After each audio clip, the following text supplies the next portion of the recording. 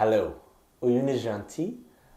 Ndifuza kubatumira mwese abantu ba Montreal n'abantu ba Ottawa muri concert bafitiye yitwa Hari Imbaraga.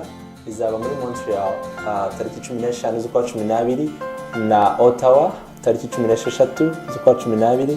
Imiryango izafunguka saa 11:15, concert itangira saa 12.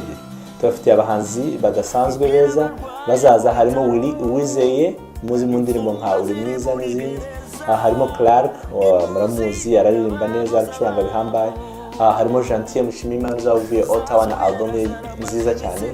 Hariho Franz uvuye Montreal. Harimo Paul umudrama w'igitangaza from Toronto. Hariho Patrick he will be coming from Edmonton as well. Harimo na Fernand uzacuranga guitar n'abandi baririmbyi batandukanye. Mushakishe amatike muyafate kuri gentilmiss.com cyangwa muhamagare nimero ziri hasi.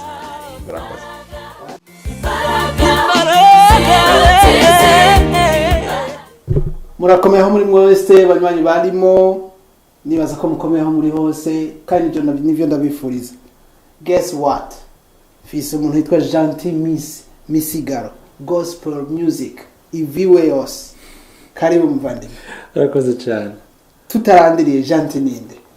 Akunda iki? Gentil akunda Imana, agakunda famiye yiwe, agakunda n'abamukunda. Gentil yangiki yanga akarengane. Okay. Yeah, nanga akarengane, nanga injustice. Okay. Hey. Yeah, if I could you know kuba nka superman or something. All right. Nicho nari fighting against. Yeah. Aho ni byiza. Yeah. Gentil akunda kuri iki? Ibintu washaka kurongora uraba wumva. Akunda kurya ibintu byose bishoboka. Nta kibazo, bishimbo, bijumba, biharage. Okay. Okay, umukunzi muzobisangira. Yeah. Umukunzi muzobisangira. Yeah, tuzobisangira nawe, yeah. Arahari. Oh yeah, of course. Yeah. Yeah. Mwitegure. Gentil ari mu biki? Mfite tour. Okay. Yeah. Twagiye muri tour. Okay, Hari Imbaraga. Hari Imbaraga ni tour dufite izatangira muri Canada, komereze i Kigali, komeze no mu Burayi. Turimo turakora kuri details right now.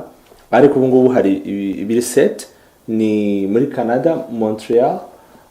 Turiyo tariki 15 z'ukwa 12 next month, ni kuba muri 2 to 3 weeks from today. Hama dufite muri Ottawa le 16 December. Okay. Amasaha namwe ni saa 12, imiryango igafungurwa saa 11:15.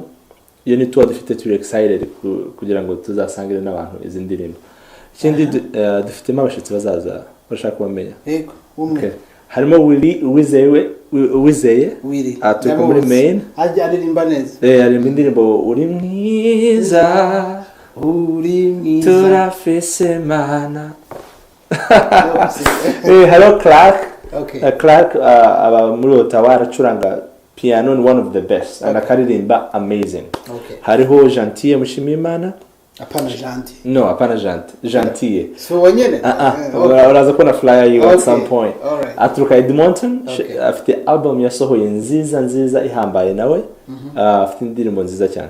Hariho undi muhungu witwa Franz ava muri Montreal. Ari kwiga jazz muri university. Wow. Amazing. Then hariho Paul afite company yitwa Rama. Is amazing drummer, one of the best. Muri Toronto. Harimo Patrick Ngabo, he's amazing bass player. So bivuga ngo twagaje ushaka team y'abantu babahambaye bose bacuranga neza. Muntu ushaka kuzwa, muntu ushaka kutunganirwa. Gentil Miss, don't miss him. Hari Imbaraga tour.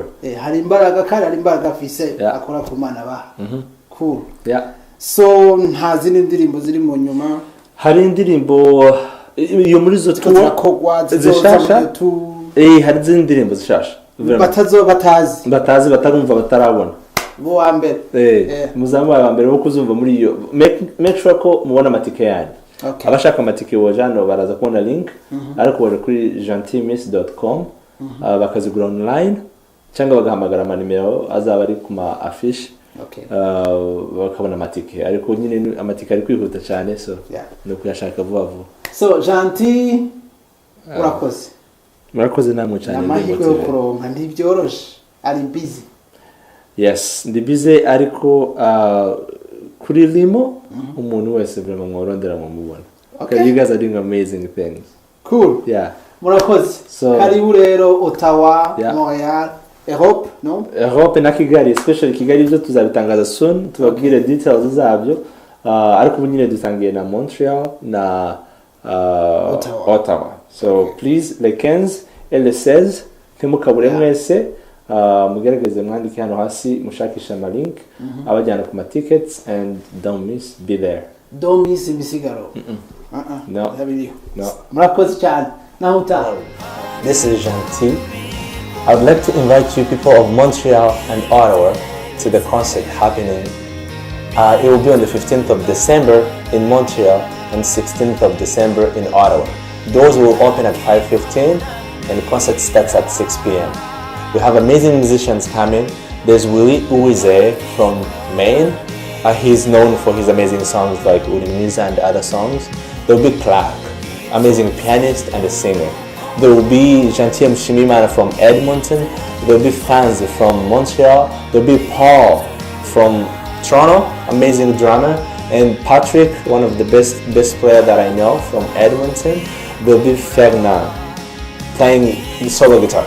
So please don't miss and get your tickets at www.gentilmiss.com. See you all.